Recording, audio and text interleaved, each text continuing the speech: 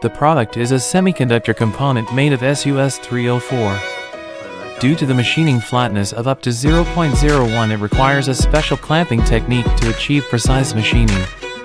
In the second machining round, it needs to be clamped in a specific way to machine its surface. We use a 4-axis machining method to ensure the exact angle of the product. The main challenge is the machining of angled holes, which would have been difficult to do on equipment from 7 to 8 years ago. With our current 4 or 5-axis machining machines, it is much easier to produce such parts. However, cutting residues are not easily removed during machining, and post-treatment such as grinding and polishing is required. Our annual production capacity for this type of product is between 1,000 and 2,000 pieces. If you have precision CNC machined and die-cast parts for the semiconductor, medical and optical sectors, please send us a drawing inquiry for further evaluation.